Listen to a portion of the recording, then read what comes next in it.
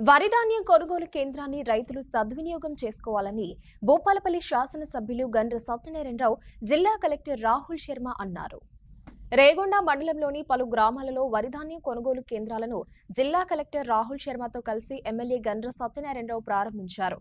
ఈ కార్యక్రమంలో జిల్లా market committee chairman Gootoju Kishtaiah, Regonda PACS chairman Nadipalli Vijayarao తదితరులు పాల్గొన్నారు. రెండు మండలాల్లో జుబిల్ నగర్, రేగొండ, అదేవిధంగా దామరంచపల్లి, రూపురెడ్డిపల్లి, దమ్మన్నపేట ఈ గ్రామాల్లో వడ్ల కొనుగోలు కేంద్రాలు ప్రారంభించడం జరిగింది. రైతు సోదరులకు ఈ సందర్భంగా నేను విజ్ఞప్తి చేస్తున్నా, తాలు మట్టి లేకుండా తేవాలి, తేమ శాతం 17 ఉండే విధంగా చూడాలి.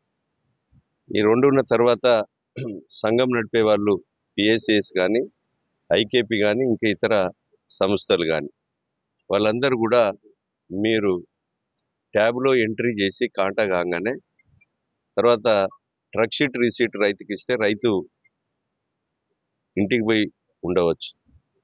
ట్యాబ్లో ఎంట్రీ చేసిన తర్వాత 10 రోజుల్లో రైతు ఖాతాల్లో ప్రభుత్వం డబ్బులు వేయడం జరుగుతుంది. అదేవిధంగా రైస్ మిల్లర్ కటింగ్ చేసిన మీ రైస్ మిల్లర్ మీద చర్యలు ఉంటాయి. అదేవిధంగా ట్రాన్స్పోర్ట్ లారీలు రాకుండా ట్రాన్స్పోర్ట్ యాజమాన్యంపై చర్యలు తీసుకోవడం, బ్లాక్ లిస్ట్లో పెట్టడం జరుగుతుంది. ఈ విషయాలు గమనించి రైతులకు ఇబ్బంది జరగకుండా చూడవలసిన అవసరం ఉంది.